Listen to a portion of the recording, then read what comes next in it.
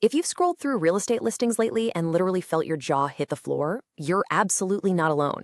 For millions of people right now, buying a home feels way less like a normal life milestone and a lot more like trying to solve a Rubik's Cube blindfolded. It's incredibly frustrating.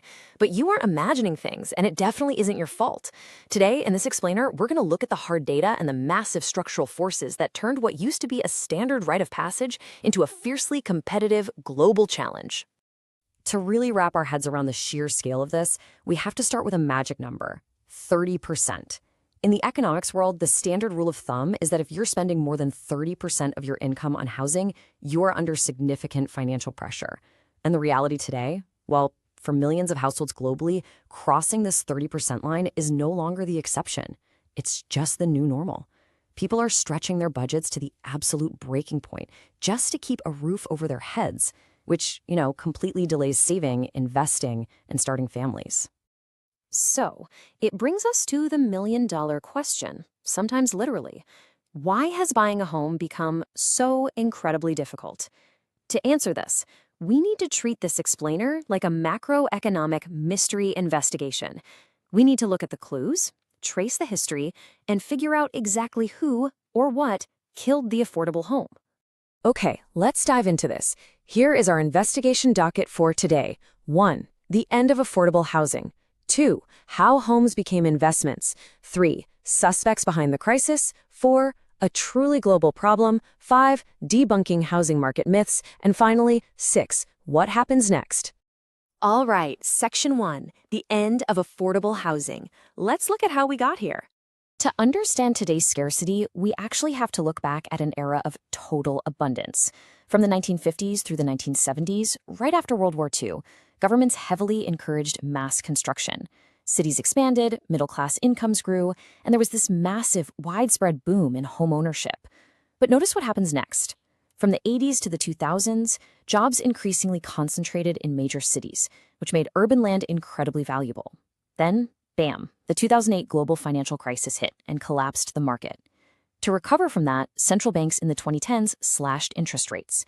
This made borrowing incredibly cheap, which just drove property prices up.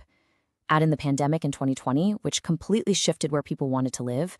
And finally, today's high interest rate crunch. Over this timeline, housing fundamentally transformed. It stopped being just basic shelter and morphed into a primary wealth-building tool and a major investment asset. Moving right along to Section 2, how homes became investments. So the crucial point is, when a basic human need like shelter becomes an investment, it starts behaving like one. And that creates a massive disconnect between everyday wages and property values. The best metric to understand this is the price-to-income ratio.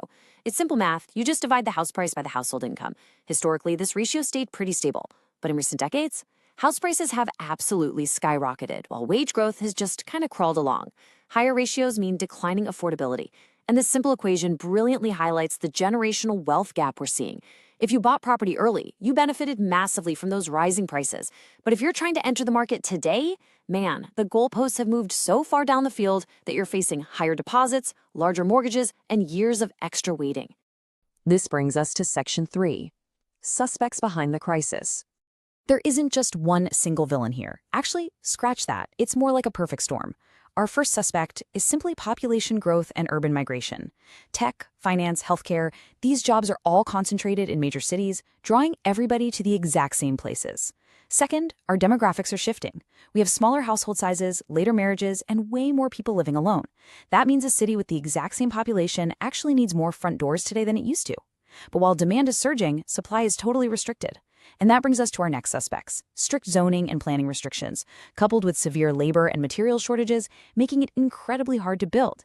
And finally, you have institutional investor demand, which just adds even more competition for whatever limited housing is actually out there.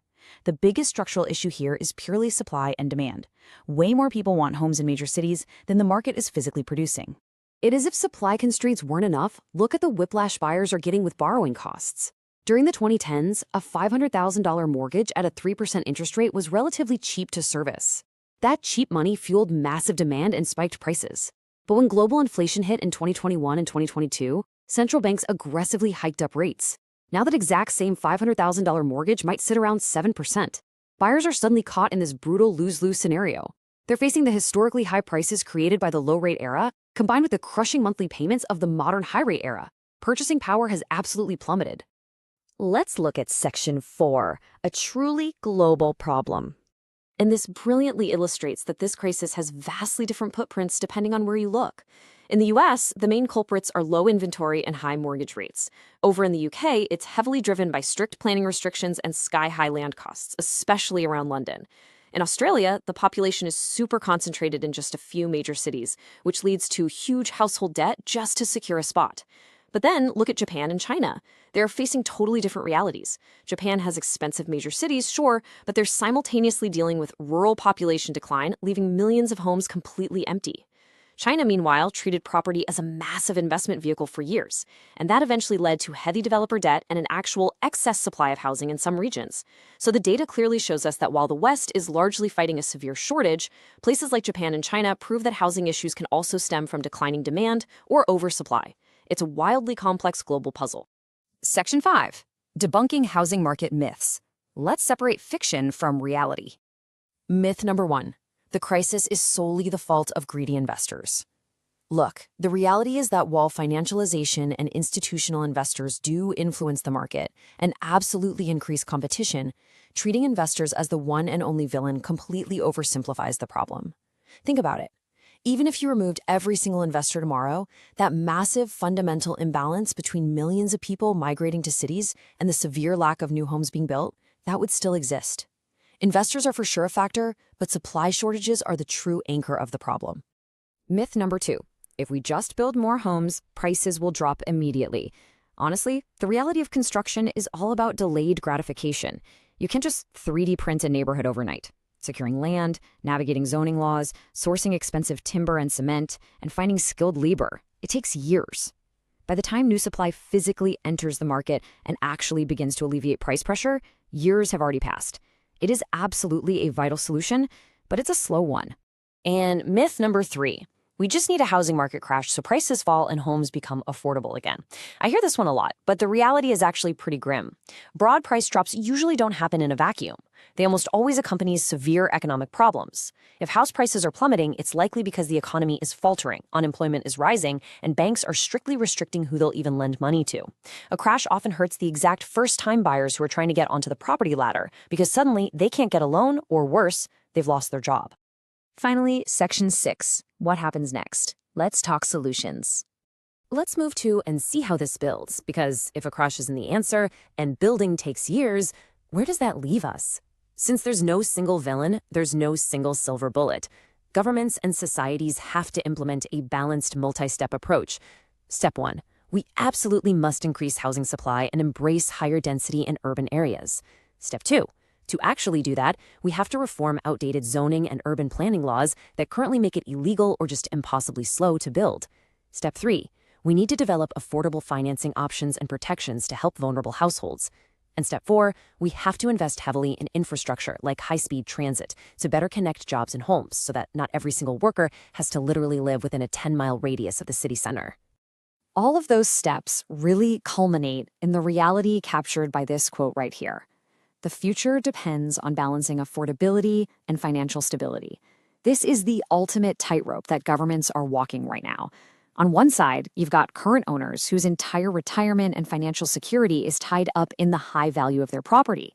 But on the other side, you have an entire generation of renters and new buyers who are completely locked out of wealth creation because those exact same values are just too high. Which leaves us with this final, absolutely crucial question. How do we balance financial stability for current homeowners with affordability for the next generation? How do we build enough supply to open the door for new buyers without collapsing the economic foundation of the people who are already inside? It is arguably the defining economic challenge of our time, and the policies we choose to support in the next few years will shape the wealth and social stability of our communities for decades to come. Thank you so much for joining me on this deep dive into the data. Keep asking questions, keep looking at the numbers, and I'll see you in the next explainer.